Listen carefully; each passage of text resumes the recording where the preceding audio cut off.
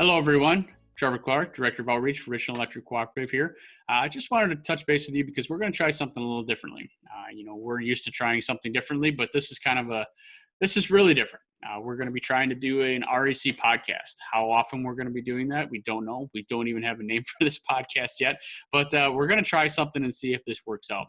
It's just kind of a different way to bring you a new perspective, what's going on in the co-op. We hope we have some special guests on, talk to some different people throughout the industry. It might not even be people in the industry. It might be somebody from your local community if we ever get past this pandemic. But so for now, Zoom calls it is.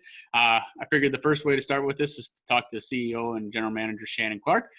He's probably going to be the best for this just because he's very good at talking to the public, and he'll bring you some good insight on what's going on in Richland Electric Cooperative. So we're going to talk to him here in a few minutes, and we're going to go from there. What we're expecting here is just to talk. We're going to have some good conversations here. I have some few guests in mind on who I'd like to bring in, but again, that's all going to depend on how this COVID-19 works out. So now I'll bring Shannon Clark in, and we will hopefully this works out well for us. Well, Shannon, thanks for joining us. We've never done anything like this before, but with the increasing technology and different aspects of trying to reach out to members, and with us working from home, this was just kind of a unique thing that you and I had talked about. I listen to a lot of podcasts, and I think you do too. It doesn't seem like it's too difficult, but what do we know? So we're just going to kind of wing this and see how this goes. You've done the radio program with Ron for 25 years, something like that? Yeah, something like that. We used to keep track. And yeah. I don't know, now we have a rough idea. Yes, so I'm not even going to. We either lost track or we're getting old enough now we can't remember. So I'm not going to try and take Ron's job by any means. So he can probably watch this and go, this is awful. But just something new that we can put a little bit more of a personal touch onto when we're reaching out to our members. And we can talk about some different topics where we're not into, we can kind of go as long as we want to, as long as you have time. So I know that you're pretty busy. But so for the most part, you've been working from home since March, since the beginning of when this all started? Might as well say, I actually started probably working remotely the end of February, because you probably remember this better than I do, but I remember when we were going down to New Orleans, which is where our NREC annual meeting was, I left instructions with you and other staff to, brush up that pandemic plan. We might need it. And the pandemic plan had the contacts and all the things we were going to do. And that was the end of February when I went down to New Orleans. In fact, Tammy had said to me, boy, do you think this is going to have any effect on travel? And I said, it's, something happening a little bit out in Arizona, something in Washington, probably not, but we're going to get ready just in case. So I came back to work for one whole day, got back from New Orleans, and then I ended up being up at Dairyland. And then on March 12th, I was at Dairyland actually when the governor's order that he was closing schools came down. And that was one of the triggers for our pandemic plan. I don't think I'd even left Dairyland, and I sent staff, including you, an email. We're going to be implementing, and we're going to do it next Tuesday, the same day the schools shut down. And so, February, there was snow on the ground. It was colder, a lot colder. Yeah, I remember the task you handed it to me as to, update the pandemic plan. And I was kind of like, what? We are actually having a pandemic plan. We have our disaster relief program, but, with being an electric co-op, all of our stuff is pretty much catered towards, major power outages or grid shutdown, any of that stuff. Storms and blizzards, and we've thought about other stuff a little bit. And before you joined us, Trevor, it was back in, I think, 2006. We were still an REA borrower. Now it's called RUS, but we were an REA borrower, and REA came out and said, electric co-ops, you have to have what they termed an emergency response plan. Other businesses call it business continuity planning, disaster planning, emergency planning, call it what you want. we named ours the emergency response plan because we had to comply with the federal government mandate from our REA, who we were borrowing money from at the time. We don't anymore, but it seemed like a worthwhile exercise, and we went through a lot of different scenarios. And we had that. I said 2006. I think we did that in like 2001. And then in 2006, H1N1 they were talking about a pandemic for that. Mm-hmm. And so we added the pandemic portion of that plan then. And it's still pretty, I don't know, I guess I would say it's still pretty applicable. You know, you think about a plan that's 15 years old. What can you think of that you did 15 years ago that would still apply today? That plan pretty much has. Boy, I'd hated to do it in 2006 when we didn't have this technology. Yeah, Boy, absolutely. hard. You know, just from doing and updating the pandemic plan, the biggest part of it is in that amount of time when you're doing from 2006 or when you had established this, or, you know, when you had the H1N1, from that time till now, your contacts, the businesses, all of these places that you have that are, you know, that you had back then are no longer there.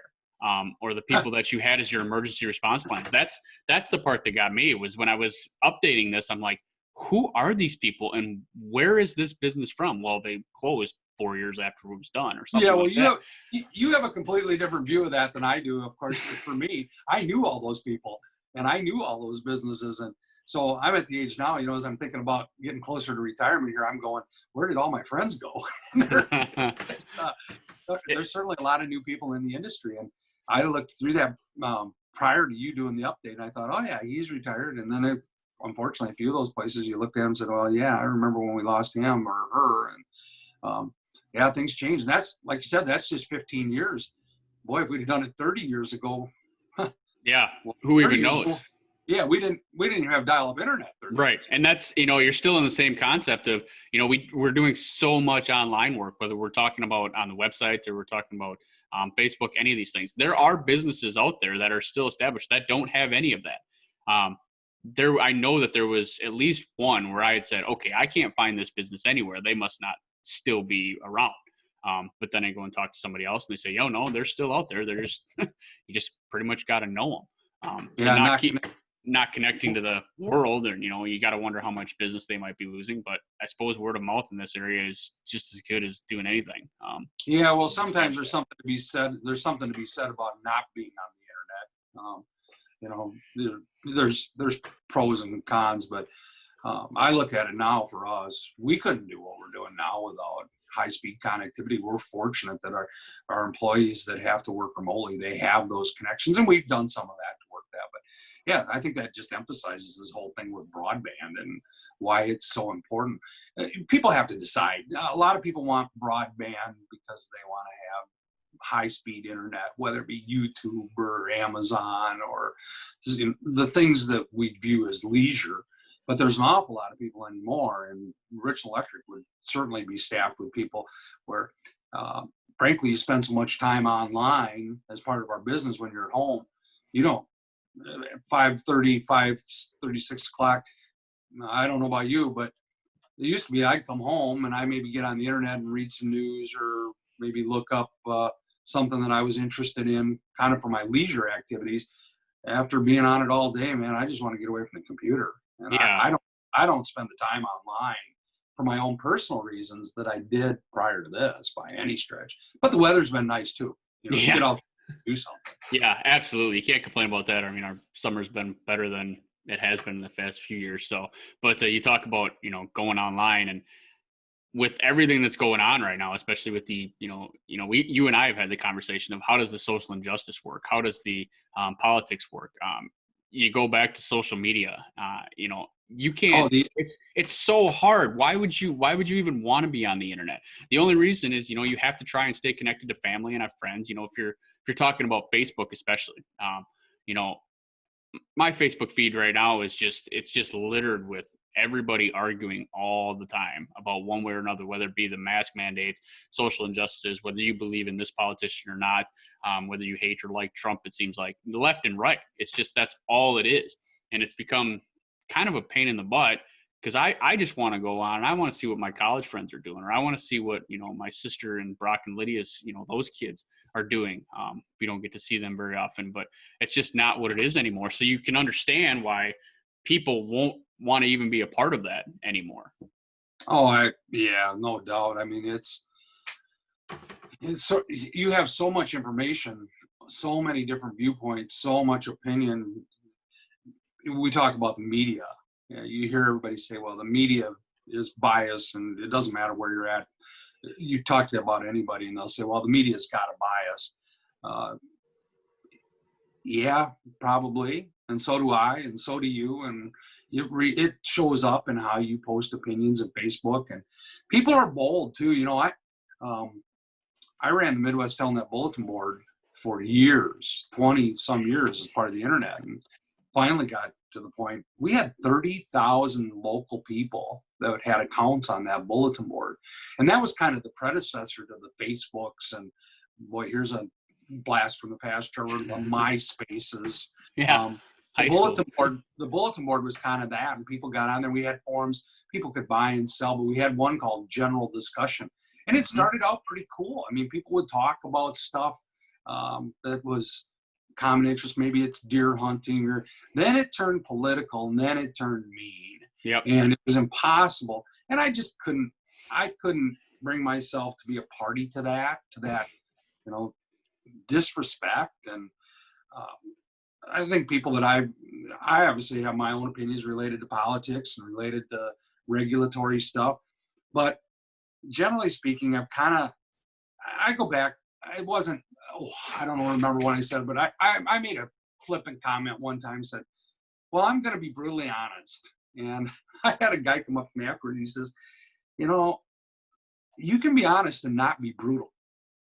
And I'm like, yeah, you're probably right. That's probably good advice. And I've kind of taken that a step further when my online presence is, oh boy, people frustrate me and I get upset. I did break down over the weekend and posted something about somebody who used plastic roof cement for blacktop sealer, and I ended up carrying it home on a tire in 2 hours of work. I was pretty upset, but I didn't name the business where I got it. I didn't name the person. I'm trying to get to the point where if it's online, just don't be mean. Don't be mean. You can say what you want. Don't be mean.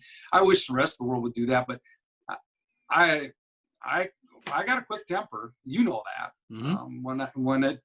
I keep it under control, pretty much. But when I don't, it's quick. And I've never found a time when I've let my temper get away from me and I've said something where it did me any good. I may have felt better at the time and thought it did, but that's the way it's going to be. So if that's what broadband's all about, then maybe we don't need it. But it's not. It's the very function of our economy right now. Oh, absolutely. Just especially with, the school starting back up here. I think Kickboo's starting next week or 2 weeks from now. Well, I mean, it's just insane. And, you think about in our community, how little broadband there is out there. How are these virtual learnings going to work for a lot of these kids? And, that's where, you hope to make the right impression by being able to do something for them, not for the aspect of, you call them keyboard warriors, to get out there and just be brutal, and then they can't, the worst part about it is when you do something like that and you can't put your name to it or you can't back it up or you just stop the conversation. Like, somebody could, I know for a fact that if you had said something on your social media or for anybody else's for that matter, I know that if somebody responds to you, you're not just going to stop the conversation. You'll probably have a reasonable conversation with that person. But if the argument even if the argument goes as long as it goes both ways. Right. Yeah. Exactly. But when the insults start getting thrown around, then a person's going to say, then you got to stop. Yep. And the other, unfortunately the other person feels proud about what they did and they shut the other person up. Well, that's not the point. I like having debates. I like having, good conversations. The best debates that I have anymore with my college friends with football, my Vikings friends, Vic well enough. And, you've had some good conversations, but you can have good debates, whether you're passionate about something or whether you're not. You can be civil about your conversations. And I don't know.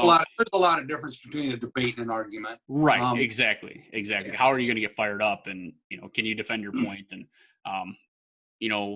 especially for me, last month's article came out in for August, it had some points in there where it kind of leans both ways, kind of directed towards our politicians on not being able to get along and such. But you've always said that, if you're going to make a point that could be argumentative or debate somewhere, you have to put your name behind it. You have to stand behind what you're going to say, and you have to be ready for the impact, or for somebody to come back at you. And can you defend your point? If you can't defend your point, can you still have a reasonable conversation and still agree and get to the keys? How is that going to be solved? And I just don't. Well, and it's a lot different from my perspective as a manager. We have to be careful. Obviously, we've got 4,000 people out there that we represent, and they are diverse. I mean, there's a lot of different viewpoints out there, and each one of them owns this co-op, and they're the ones that are going to elect that board of directors that ultimately is going to hire or fire me. And you have to understand that we're serving them, and everybody's viewpoint's important. Don't have to agree personally. I've had disagreements with members. It's not to say, but I fully respect the fact that it's their co-op. And when you start in getting perhaps too opinionated, and it starts to look like, and particularly for me, it starts to look that I'm driving the co-op in a direction that fits my personal agenda or my political beliefs, and that would be a tragic error. I think that's you have to be objective. In my position, certainly you have to be objective, and I brought that up with you when I proofread stuff that you put together, and that's why I say, yeah, okay. I think this is a legitimate discussion. It's a legitimate article. It's one that our members should be concerned about. But yeah, you push the envelope here a little bit. Make sure you put your name on it, because if you don't put your name on it, and if you don't disclaim that, and then people start to say, well, is this the way my co-op feels? Right. Because I don't agree with that. And some places we are. We have this discussion a lot. I talk to a lot of members that think the co-op ought to be going a different direction in one area or another. And the most common ones that we come across are right-of-way management, tree clearing, and the other one is power source, renewable energy versus coal-fired, which Dairyland's got a lot of coal. And how fast? There's people that say, well, we should be there now. And there's people say, I don't want to spend that. We'll do it in 50 years. And probably neither one of them are going to be how the co-op goes, but we'll do the will of our members and still meet all the things we promise we do. That's that. And it's tough. I mean, it's all in balance, right? You gotta balance it. Yeah. And it's hard sometimes. I mean, but you still got to do what you got to do. But so I guess to kind of circle back here, where we've talked about how everything's going. What about, how is REC doing? We've had our conversations, but maybe our members don't understand that. What's the productivity level of REC? How's our statements, invoices, everything that has to do with co-op? Are we doing financially well, okay? Or has this been hurting us throughout this time? I mean, where are our numbers at right now? Well, it's been all over the board, and a lot of it's been uncertain. When we first went into this, we had quite a few of our small businesses shut down, and then that meant people were unemployed and people that were home, and we didn't know where things were going. And of course, the biggest driver for us in terms of how we do is the weather. And as much as, Ron and I always joke about this, I just hate winter. I hate it. Just despise it. But from a co-op's perspective, we're still in the business of selling energy. Right.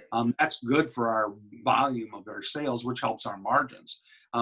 We're trying to shift away from that. We're trying to get agnostic on power consumption piece. But when you sell stuff that's based on how much you sell instead of the quality of what you sell, that's hard.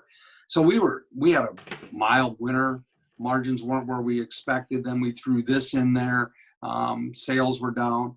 Members didn't have money to pay their bills. Of course, we couldn't do anything for collection until the end of the winter moratorium, with a few exceptions.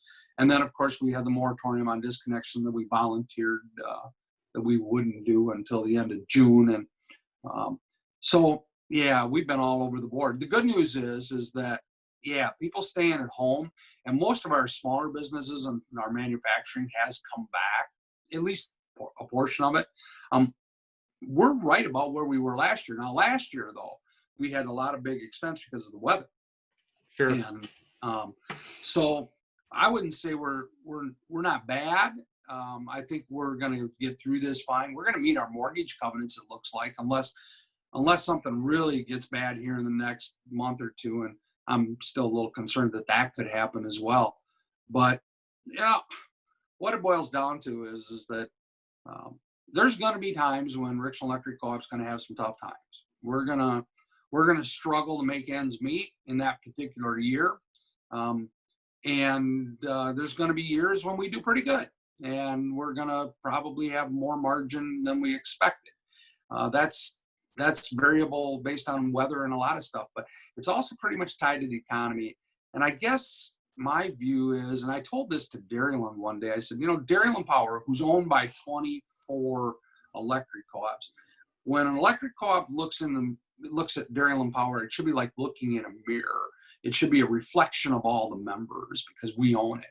And I feel that way kind of about Richland Electric Co-op. When I know that the farm economy is in the tank and we've got the pandemic and you got people struggling to ends meet, I guess I feel like if we were doing exceedingly well, if we were booking a lot of money to the bottom line, I'd probably look to reduce the rate to help members, because I tend to believe that. I think Richland Electric Co-op should be a reflection of its members. When things are tough for our members, we should not be getting rich.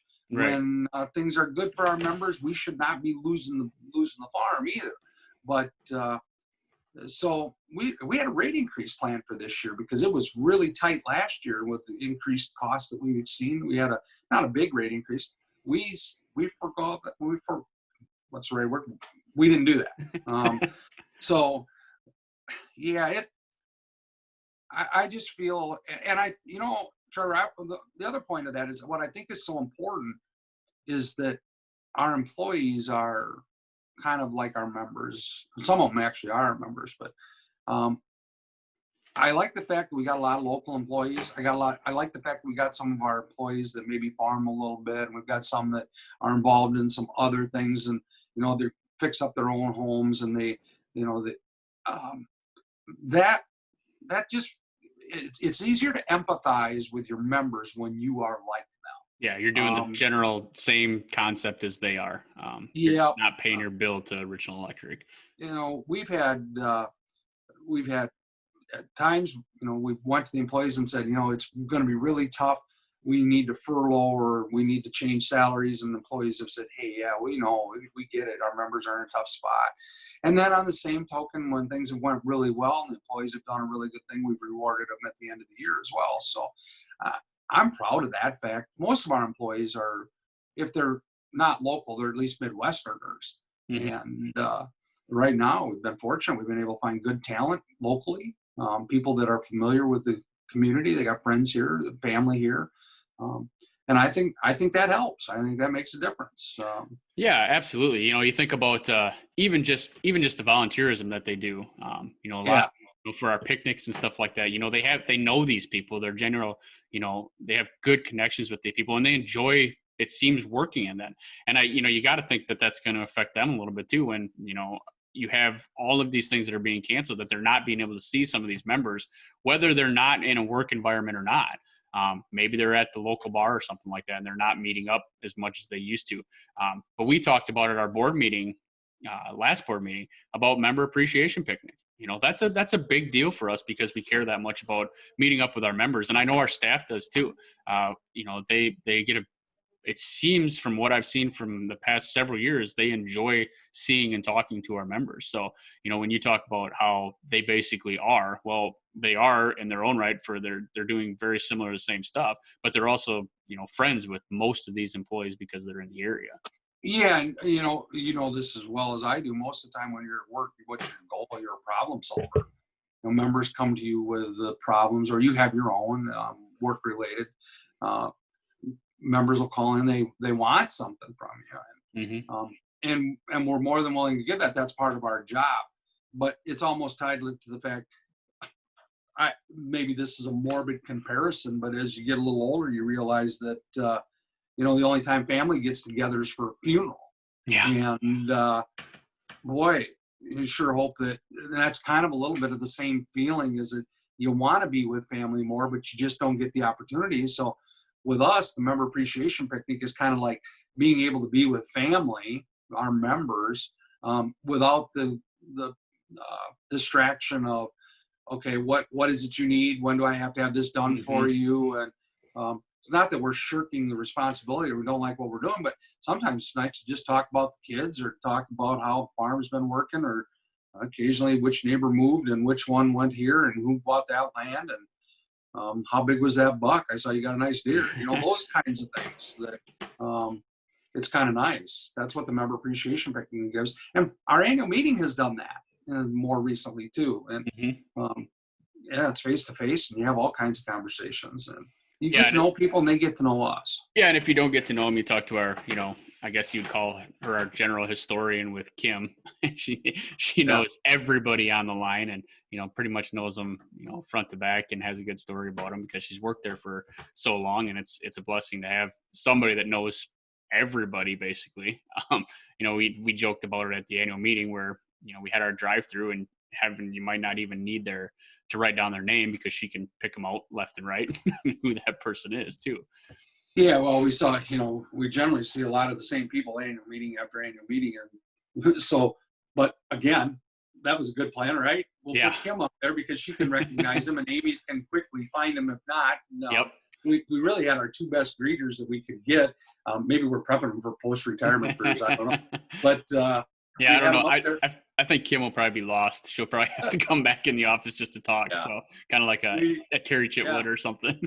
Right. Yeah. Well, you talk about that, but I see. We did that, and what did we find out? We had a bunch of people come that we had never seen before, and quite a few people we didn't know. Absolutely. So you start to see the same ones, but that was a great time, certainly. Boy, that sure that got a lot of attention, didn't it? It's still getting a lot of attention. I guess, I think Okano is doing a drive-in in the next 2 weeks. Because I'd had conversations with them. So Attribution Electric in Wisconsin is doing that. I'm pretty sure it's in the next couple of weeks that they're doing it. We've had the conversation of who are we contacting? Who's talking to us? Most of the time it's co-ops, but we've had credit unions calling us. How are you doing this? I saw the RE magazine came this month, and our article was in there. So even July, and from April to July, we're still getting those contacts, and we're still asking how it's all done. And, it's hard to talk to them because, okay, yeah, you're doing this in August, where things have changed a lot since April. I mean, we were in the very, very beginning stages where everybody, you could say everybody was pretty fearful. They were pretty cautious on what they were going to do. We had the shutdowns coming and what was going to happen here. Now you almost have it going the other way. Now you have to try and keep people protected, whether they want to be honest with you, they're sick of it. It seems like, they don't. Yeah, I call it COVID fatigue. Right. They're just over it. So even when I'm talking to people from, whether it be, I think the other one I had was Mississippi. I had talked to a co-op from Mississippi 2 weeks ago on how we did this. And I had to tell them, like, you have to remember, we did this at the very beginning stages when this was all new and it's different. You're going to do this and it's going to be completely different from where we were. But it's still the same concept, but people just aren't as fearful as what they were when we first started. I saw in the condenser, for those that might watch this, the condenser is a weekly newsletter that we kind of share among the co-ops together by our statewide. I saw that one co-op held their meeting outdoors in an outdoor amphitheater. But yeah, Taylor kind of followed suit. I think St. Croix did. And a lot of them said, well, we'll just wait till later in the year when we can hold our meeting. Well, here we are later in the year. Right. Still meeting. And I just, when we thought this idea up, I thought, this is kind of cool because one, we're going to comply. We're going to meet our bylaws.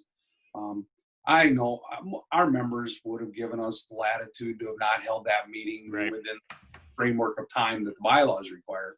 But boy, it sure was nice to be able to do it. Yeah, absolutely. I mean, I'm glad it's done and over with. But I don't know. I've talked to a few of those members and a lot, or those other co-ops. And I point them towards you usually, and kind of the eliminating factor though for a lot of these co-ops is the fact that they don't have mail-in ballots. Right. They don't have to be able to. They have to vote at the annual meeting. That would make it a lot harder if you had to conduct a ballot counting election. Yeah. And part of it too is the size. I think the size of their co-op and how big their members are. I talked to another co-op. I think it was in Tennessee. They were going to do it. They have 1,800 people that attend their annual meeting. Could you even imagine having more than 500 people at our parking lot for for our annual meeting? No, So no, can I imagine it? We couldn't do it. yeah, right, exactly. And that's, they're telling, I'm trying to gauge on how how are we similar? We have the 132 members that came to ours, and you're going to tell me that you're going to try and do the same thing with 1,800 members? I'm like, hey, more power to you. That's awesome. I hope you can do it, but you better have a really large parking lot. That outdoor movie theater better be huge. So they had talked about putting their lawn chairs out in front of their vehicles so that people could watch it from the theater. Like, that's a pretty cool idea. You just got to make sure that you're still staying within the guidelines. And I don't know for sure what their actual guidelines were, but bag bunches was one of them they were going to do. And like, it's funny how, when you look at annual meetings, it's really funny how they vary. Yeah. So because it's not necessarily related to size. You talked about 130 or 130 members, which is over 200 people, usually 250 people. When we call members, but other co-ops, they'll say, well, they've got, they get 300 people, and you say, well, how big are you? Oh, we're 50,000 members. Right. And we're 4,000, under 4,000 members, and we get the same size. Then you'll go out, and there's some of those, basically those co-ops in the Southeast. I tell you, it helps when you give away a pickup truck if you're going to get people to come to a meeting. But you talk to some of those co-ops, and maybe they're 10,000 members, and yeah, like you said, they'll get 1,800 there, and you're like, boy, that membership is really engaged in what their co-op is doing. Well, perhaps. How big are they, and what's the catch? Yeah. Yeah. What do you do? Yeah. But the annual meeting is important. But the most important part of the annual meeting, without any doubt, is the election. Right. And that getting the membership's representation on the board. And mail ballots, we certainly didn't know when we went to mail ballots that they would be so useful in a time like this. And it's not easy. If you can't accept mail ballots, you have to have a meeting to change your bylaws. So now, how do you hold a meeting to change your bylaws so that you can hold a meeting that you couldn't hold today because of the pandemic? Right. So you're behind the 8 ball already. And of course, we're big advocates for mail ballots because we see what happens to our participation rate in terms of getting our members to actually vote. And you got to say it's probably one of the best things that we've done. I mean, there's no question about it between our participation rate, between what we had and what we didn't have. And that goes back to one of the better things is shortening our annual meeting. Between the mail-in ballots and our shortening of our annual meeting, our participation level has been through the roof. I mean, how many times do you get told don't ever go back to the old way? Well, when I asked them that at the annual meeting right out, which would you rather do? I didn't see anybody standing up saying, "Oh, I like the old way." Right. Yeah. But part of that is the book, being able to send out that information. You don't want to shortchange your members' information, but you don't need to sit up there and listen to me talk for half an hour, or Calvin, or treasurer's reports and auditors' reports. All that information is available now. So is it the book or is it the calendar? Yeah. Which one's more important? Same information, but you get depends on the member, right? Kind of depends on the member, right? If you've submitted a photo and you're wondering if it's getting in the book, then it's the calendar. Yeah, exactly. Because you never know. If you're wondering when capital credits are going to get paid, it's the book. Yeah. Yep. Exactly. But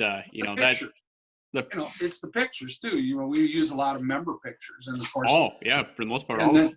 Then the the youth program stuff. That's the area in all this that's really suffered is we weren't able to have YLC, and you can't do the focus groups, and kids aren't in school, and all of the events for them.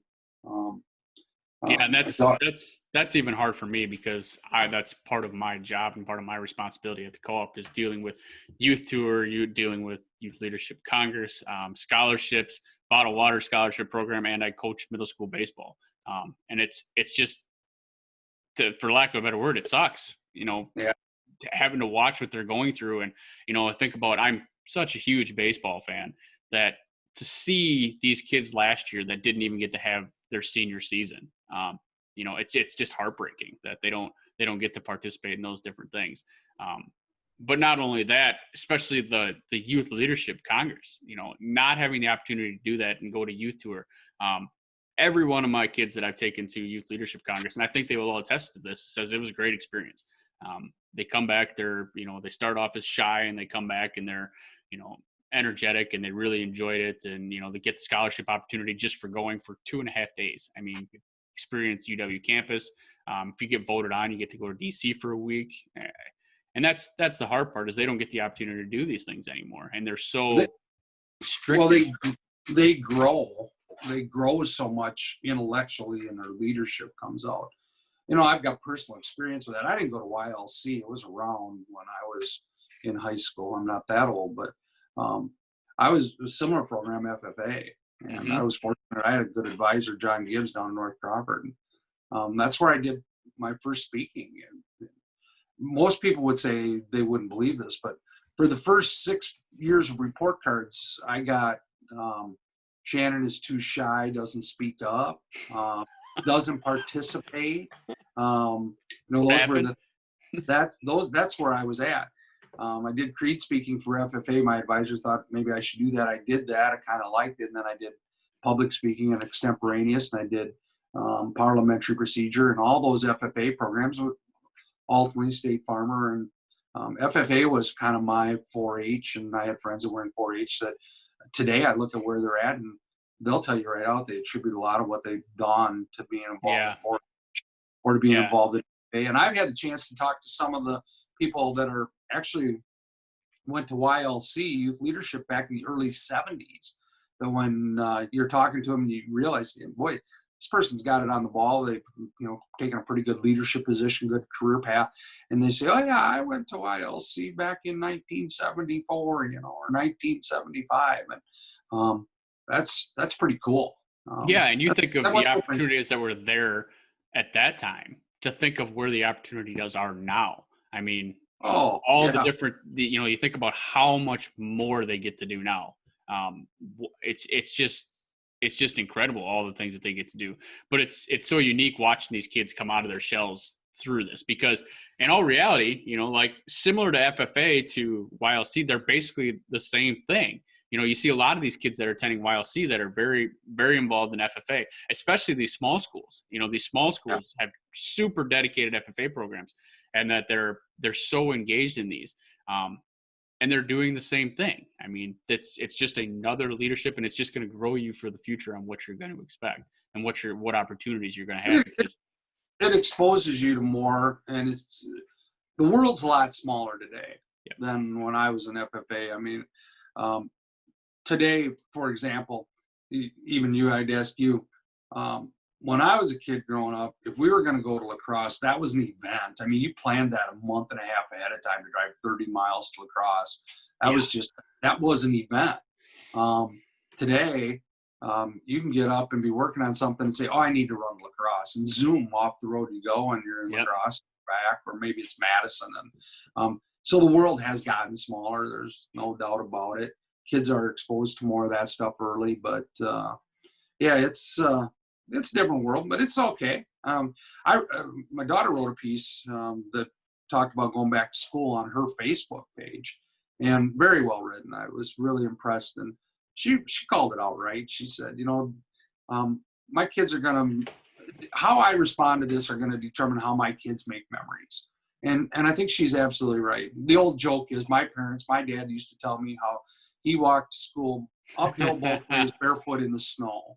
And that was his memories, and he wanted something different for me. And so we lived on flat ground. I didn't have to walk uphill. But and the same way with you, you've got. But I think it is important to recognize that as parents, we're gonna help our kids make memories. We're gonna shape that.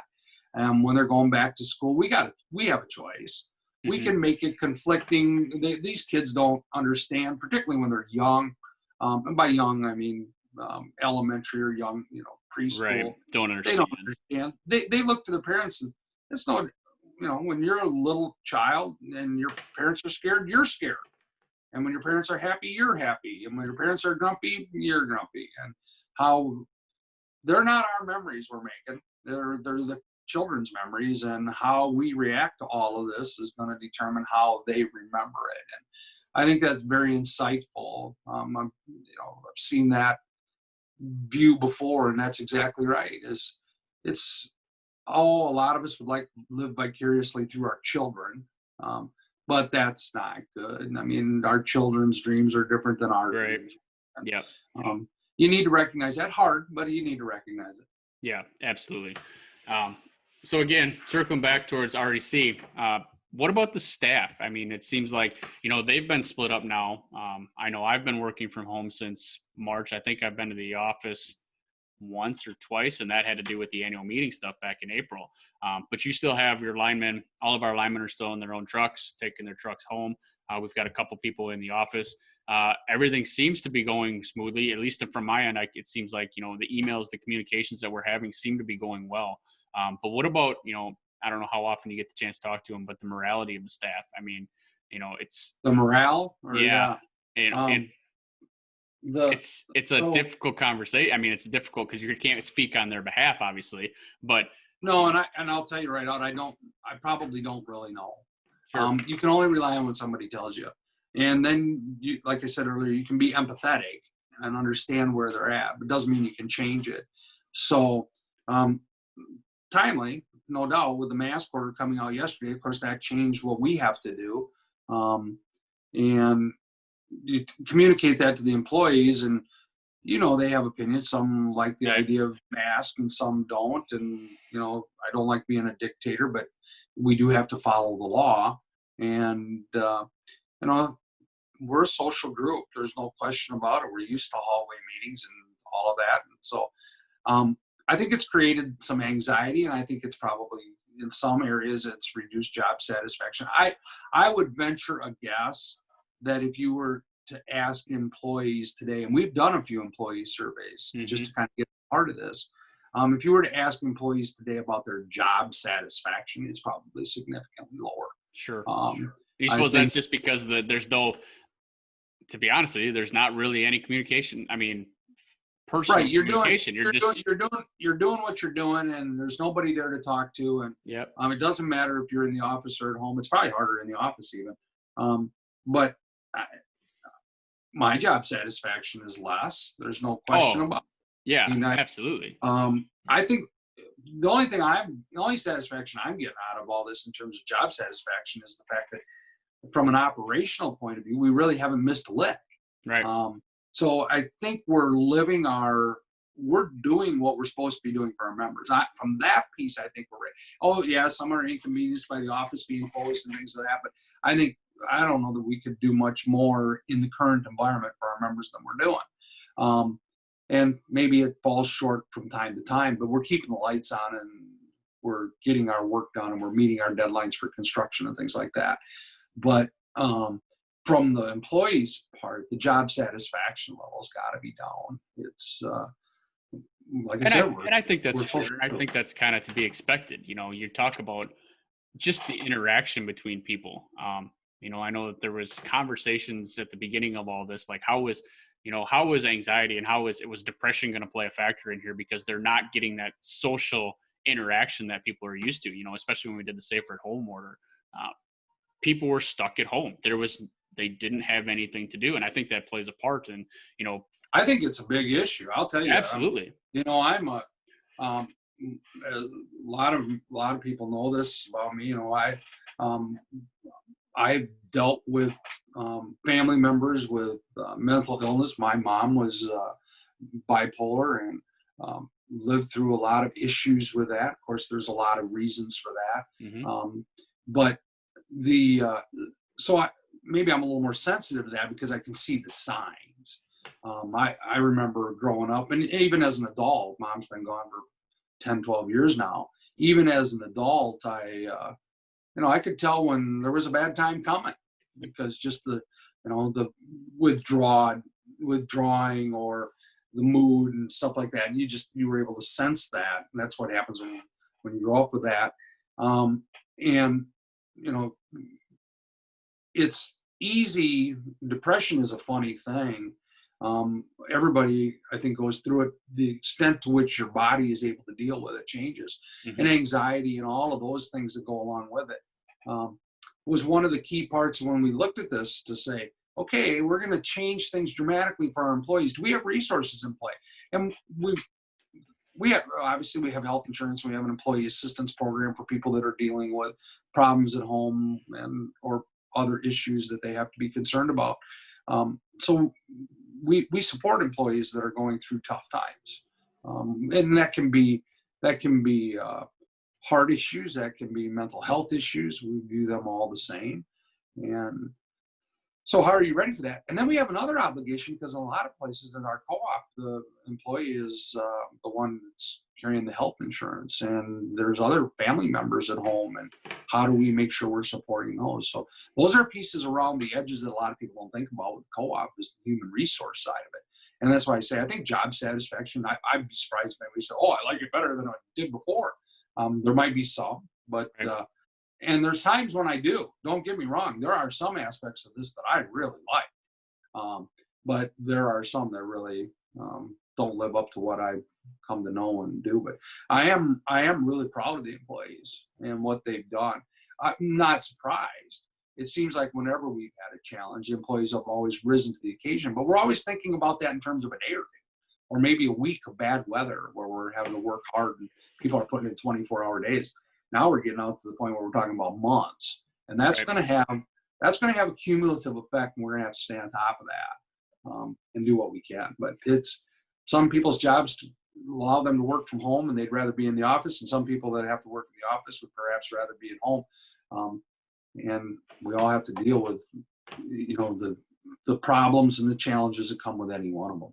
Yeah, and I think for the most part, it's important for people to understand that you hear this all the time, that everybody's in the same boat.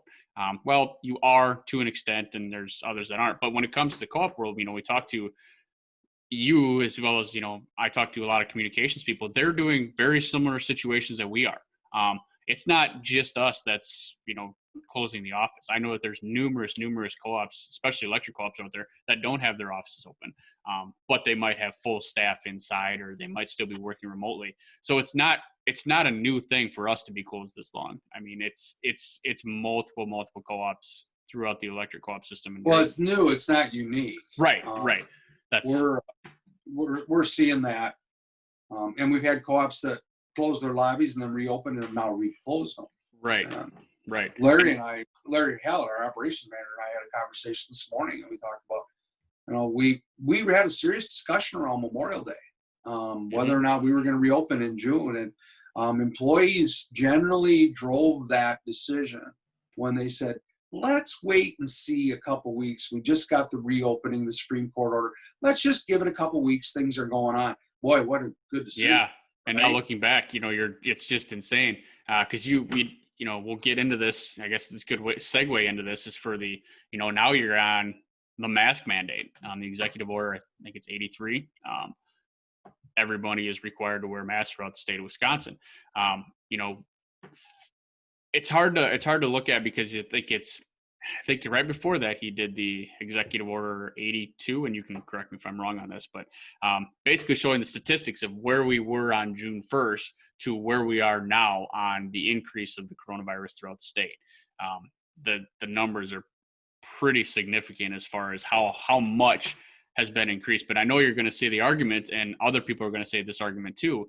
Well, it's because we have more testing, compared to where we were back in May or end of May towards June. We had very limited amount of testings. Now you're doing basically curbside testing. You're having hospitals that are doing these testings. So the numbers are going to be higher. But is it also a fear factor that, well, I have a runny nose, should I go get tested for coronavirus? So how many of these tests are actually going to be legitimate, or, how many people are we going to be testing? And now you're looking at, so you've got asymptomatic people going in and getting tested just out of their own curiosity. They have no health indicators to say they've got it, and they find out that they're asymptomatic and probably go through the whole thing without it. So yeah, there's no question that the testing is the amount of testing will change the results. And you kind of hope it's randomized, that you have people, some that are sick, some that are old, some that are young, some that are social, some that are introverted. You'd like to see it randomized. You don't know Right. what these people are. So, from an epidemiology point, you don't have any control here. And people get hung up and use that data so much that, and I'm certainly not an epidemiologist. I'm no more than I'm a constitutional scholar. So we just deal with the facts at hand, the ones where we have facts and what is required. Sure, I have opinions about it.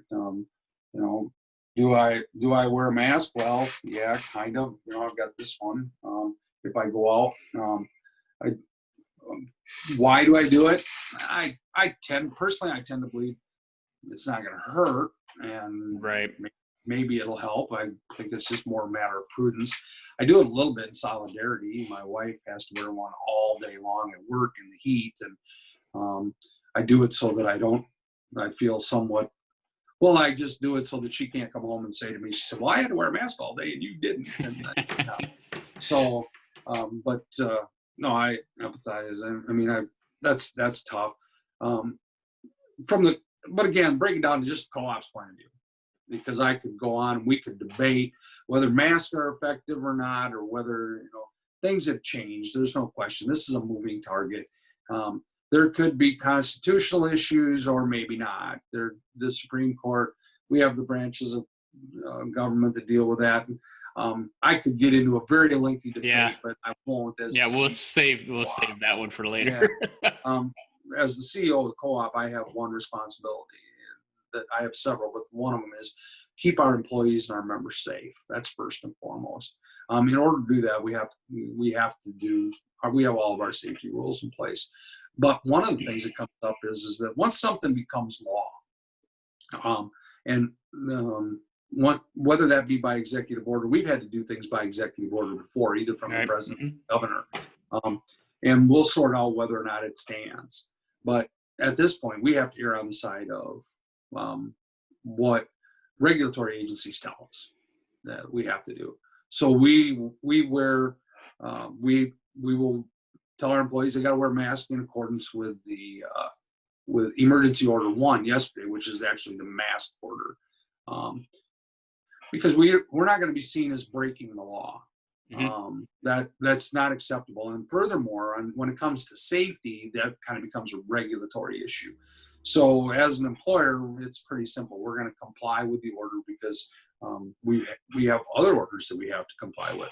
And it would be remiss for us to say, well, we're going to ignore it, and then the co-op could potentially incur civil penalties, which are paid for by ratepayers, by our members, all for whether or not we believe or not. And you're getting into that a little bit with law enforcement. I see this morning some of the sheriffs have come on and said, we're not going to enforce this for different reasons. Some are saying they believe it's unconstitutional and they've sworn an oath to the Constitution. Some are saying, I don't have the resources and we've got other things to do. And some are being applauded for their decision and some are being chastised for their decision. And it goes back to what we had talked about before. There's so much, everything's so argumentative on what you believe. Oh, it's polarizing. It's just absolutely polarized. Yep, and I think that's part of what's creating such a problem here is everybody believe. There's certain people that believe one thing, and there's certain people that believe the other. And then you kind of have, I would say, there's less people that are in the middle, that can see both sides. You talk about, we had this conversation before we started on this. Like, so now, how are you're going to enforce the mask mandate? But now you have our law officers, basically saying, we don't have the time for this. Now how are you going to police this? What's the consequence? I don't know. I don't know. I think, you see 90 stores in Wisconsin that are multi-location stores have a requirement to wear a mask to enter the store. And I don't know. Stores will have to do it. You have to admit, boy, I'd be pretty wildly upset if I was involved in a car accident on the southern end of the county and both the sheriff's deputies that I needed the help with are off enforcing a mask order in the north end of the county.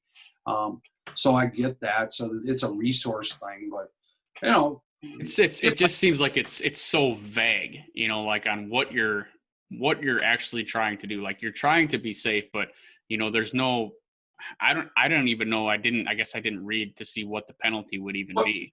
$200. Did you It have is. to, Okay. did you saw my memo to all the Yep. employees and Yep. directors last, Yep. you know? And so maybe it's a little insight into what my job is. What I have to do is, I have to take this order essentially and clear it up on what I want the employees to do to be in compliance. So I went through and I described every place in our facilities where you would be required to wear a mask if there's another person there. Every, right down to the hallways. As I'm reading it, I'm like, why didn't you just say the building? Yeah. Well, it is. It's virtually, other than a few locations, it's basically the entire building. I mean, but if you're in there alone, you don't have to have right. it. Yep. So yep. So when are you a person that happens to be because we've been running this way. I've got a person that's in a room in the back building, in the back office, and I've got a person that's in the room in the front office. They don't have to wear a mask as long as they're in those separate rooms. And I wouldn't ask them to at their desk. I'm not doing it here in my home.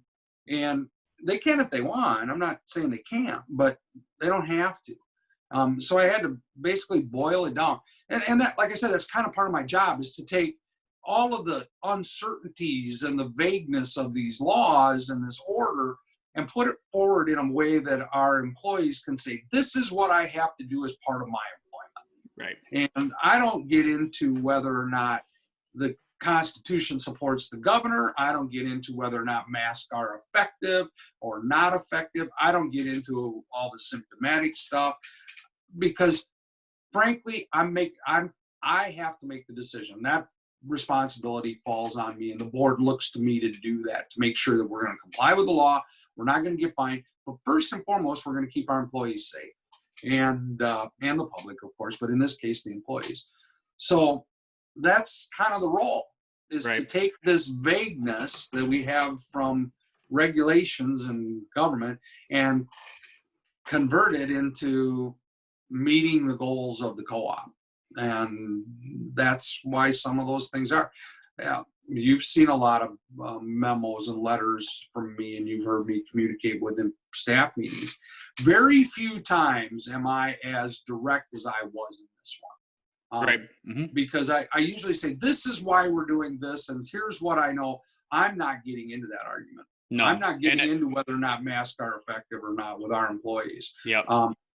The law is clear. When we have to wear a mask, even as an employee, you're going to comply because it's part of your job. All the rest is fluff, and it wouldn't change what we have to do as a co-op anyway. So why have that argument? Yeah, and people that don't like them. And it's hard too, because you're talking about the masks of being effective or being ineffective. You know, which one's it going to be? But now we're taking it, and you probably saw this yesterday, that it blew my mind, as I guess is what you would say, is my wife had a doctor's appointment yesterday, and just basically kind of one of those checkup situations that she has to get. And so she had purchased these masks. They're not the N95 masks, but they're a nice mask to go over. It's got one of the vents in it, but it's got, I think, the 3 layers of filter cloth that goes in between it. Now, there's a plastic piece on this vent that says something. So she goes to the hospital and gets this, and like she does, gets her temperature taken, everything like that. And she gets told she can't wear her mask because that's not an effective mask. And so she had told me this, and I'm kind of like, okay, there's people walking around with bandanas on their face and have nothing on their bottom. This has got like a full-on face covering. So yeah, I know the type. What are we doing? Yeah, this is the type that's fitted around the nose, and it very, very nice mask. Yep, I think she paid like. Yeah, it's basically like a respirator mask. It's a respirator, yeah. Yep, and she was told that valve will let germs in. And I'm sitting, and she had told me that, and I'm just like, what? Sure it will. But also the guy that is wearing a bandana right next to her, that fits too. So the kicker, and this is the funny part, is so she gets given a mask, okay? And you were thinking that when she sent me the text message, because I had outside. You're thinking something like this. Yeah, like that's what I'm expecting. I was so wrong on that.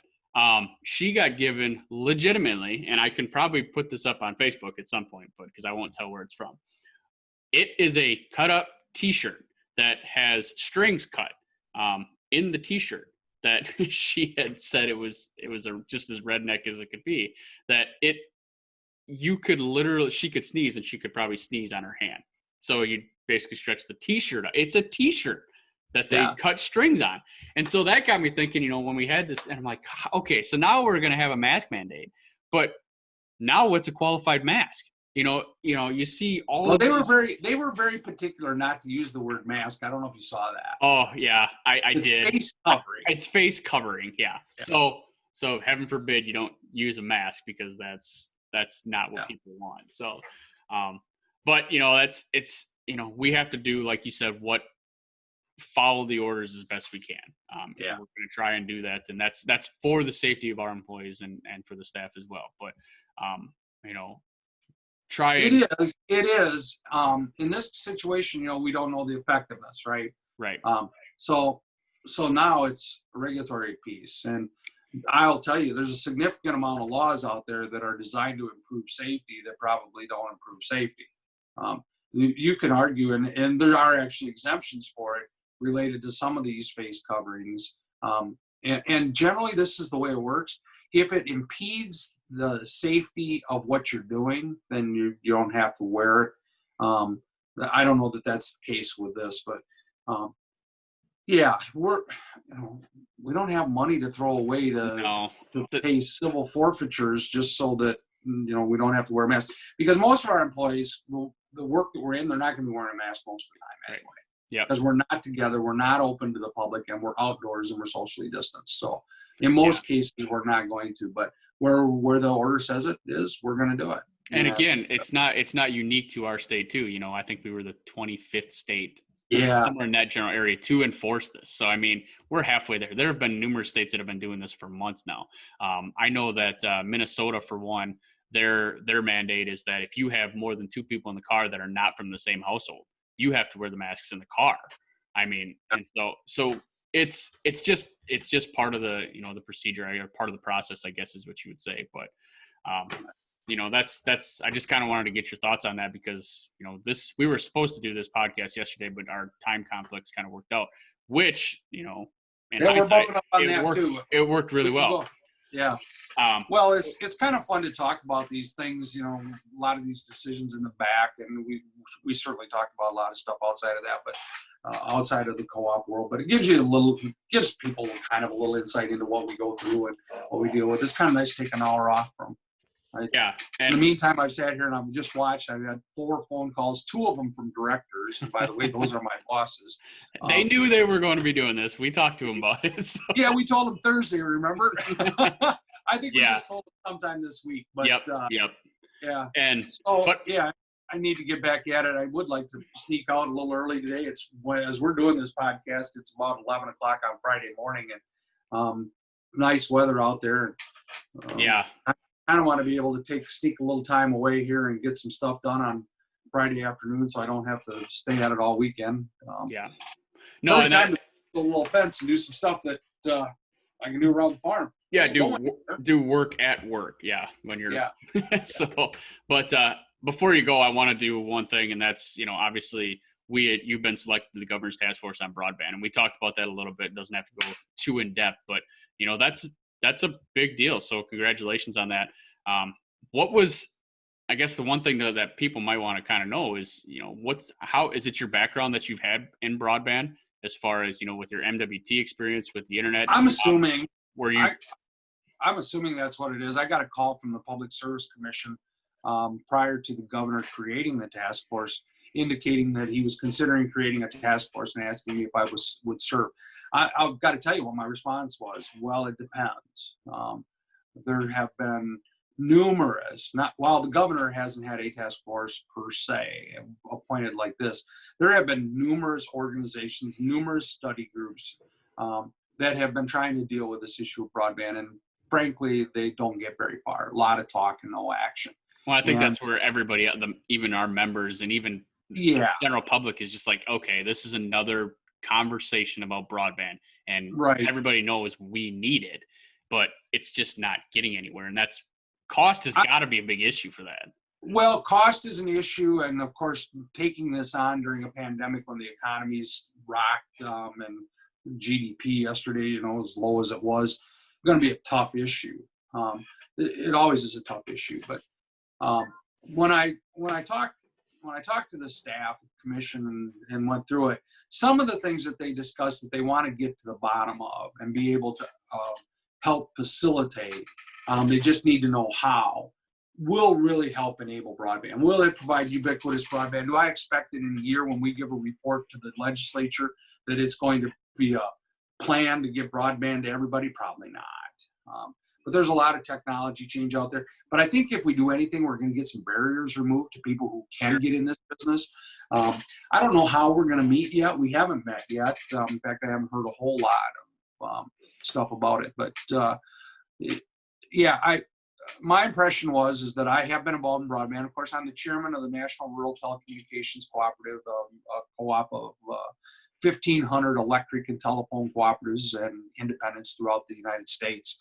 And I've worked with broadband. I've been around since fiber was kind of becoming the thing, and been involved in internet and worked a lot of the political angles of broadband and understand the finance. So I'm honored to have been selected. I hope I can share what I know that's good, and if I'm smart, I'll keep my mouth shut about things I don't know of which I speak. But generally speaking, as it comes to rural broadband, I know what the challenges are, I know what the opportunities are, and I know what the barriers are. I know what kind of things get in the way. There's a lot of innovation in America. That's what we're known for. I think sometimes we're our own worst enemy. We innovate and then we regulate to the point that the innovation has a hard time getting going. And the regulation is obviously designed to keep people safe and to provide consumer protections and do those kinds of things. But sometimes it's not a one size fits all. And rural is certainly a case for that. For instance, securing a right of way to put a fiber in, say, downtown Milwaukee is a lot different than finding a right of way to place a fiber in Rockbridge. And how do you make those rules the same? I don't know that they need to be. Yep. And so we're working on stuff like that. Actually, the WEC, our statewide association, is working on some of that issues for rural broadband. And I've always been believed that rural America should not be left behind. I think in terms of technology, we shouldn't be left behind. We've been left behind too many times. What surprised me in all of this, Trevor, is that after the announcement, and I hear never read the comments. Don't ever read the comments. I know where you're going with this. And that's probably true. But what surprised me about it is after the governor's announcement and saying, this is designed to get ubiquitous broadband across Wisconsin, that's our goal. Yep. We had people coming on board saying, from the city saying, well, why do you have to worry about out there in the sticks when I've only got 100 megabits here? I should be getting gigabit before you go tackling that. Right. It's that argument is akin to we don't need farmers because the grocery store's got meat. Yeah, I knew that's right where you're going because I saw that very similar comment and I was just like, you got to be kidding me. I mean, I'm like, wow, we just have a real urban disconnect here. I've fought that my entire career. There is a rural-urban disconnect, and in some cases, there's a rural-urban collaboration. But that just demonstrates how sometimes people just don't understand the value of rural America and how, you can say all you want about urban America. I lived in the urban area for a very short time in my life. It didn't take me long to realize I was going to be out in the country. You even more. You've been in much bigger. Well, New York City, I don't know how it gets much bigger than that. But you can't wait to get out of there. Yeah. And it's part of it is the ignorance about what rural America is. I did a speech in FFA one time, and I'll bring this up and then we'll close it up from here. Because this is really where I remember vaguely, but I remember the comment saying is that we have to help people who are not familiar with agriculture understand that everybody who lives in rural America and everybody who provides food and fiber to the rest of the world, we're not a bunch of hicks and hayseeds. Yep. Because there's an awful lot of people that view rural Americans that way. It seems you kind of wonder how people could think that way. And I think But, that's, that's never leaving the city, but look at all the people that do leave the city to get to rural America. It's, yeah, you think about even in our area too, with all the cabins that are, purchased and all the land that's bought from people outside of the community, building it up, whether it be from Chicago or Minneapolis, that's their getaway, or even the Airbnbs that are in the area that are getting people from cities just to kind of get away. Candlewood Suites down in, they're booked out for 2 years plus, so I think it's important to know that there's the disconnect, like you said, between urban and rural, but there are plenty of urban that get away to rural. well, Just as that you're is right, that and getaway. I certainly don't want to stereotype people. No, right. No, I know what you were the saying. city folks, Yeah, because then we're no better. We're doing the exact same thing. Then we're the country folk. Yep. It's the same conversation. Right. I'm not going there. I just think there's an education piece. Yeah. And you talk about the people that move out here, welcome, we talk about, well, they're not from the community yet. Right. As soon as they come here, they're part of our community. Yep. And so community is made up of a whole variety of people, a big diversity, rural, urban. In Richland County, we just happen to be rural. Yep. And people that choose to come out here become part of our community almost instantly. And it's all a choice. That's the positive. And we talked about this earlier, isn't it? It's really just about mutual respect. Yep, absolutely. And I think that's probably as good a spot to end this as any. Thanks for doing this. This is our first podcast. We've talked about it for numerous times, and I think it's a good idea for us to get on a personal level with our members. They can actually listen to this anytime. It'll be on our YouTube channel and such. But I think this is something to continue doing. It's whether it be a conversation with just me or we'll get you on. I've got a few other people that I'd like to have on this. So I don't know how often we're going to do this. I guess we'll have to kind of see what our viewership is and how it kind of works. But I think it was worthwhile. I think we had a good conversation here to want to continue something like this and to speak with our members on this level, whether we get, maybe even legislators on it at some point in time, or even talk to a couple people in our statewide, maybe just something so that they can get a different perspective on what we do and, what might be unique in the cooperative world. So with that, I guess, thank you for taking the time. I know it's your Friday. Yeah, thanks for the idea. And certainly anybody who happens to choose to watch for whatever we were, an hour and 15 minutes here, pretty standard podcast length. So yeah, thanks for the time out of their day. Of course, they can view this or hear it, or they don't have to sit at their computer and watch the whole thing. Yep. Right. I do with podcasts. Sometimes I listen, sometimes I watch, sometimes I play half of it and come back to the other half later. Yep. But like I said, I think it's just a unique perspective to get, face value on a lot of these things too. So, you're putting faces of employees in front of the people. So if they want to watch, they can, especially with all the smart TVs out there. It wouldn't be hard to just throw it on your TV and watch a YouTube channel. So again, thank you very much. And I guess we'll end it there. All right. Thanks, Trevor. We'll talk to you later. Yep. Sounds good. Bye. So there you have it, folks. That's the first ever Richland Electric Cooperative podcast. We'll probably be doing some video editing on it just to make sure we have everything the way we want it. So that's pretty much what you can expect from going forward here. We'll probably try and keep them around an hour, but with such important topics that are happening right now, that was pretty good. We're about an hour and 10 minutes is what I think we came out to be.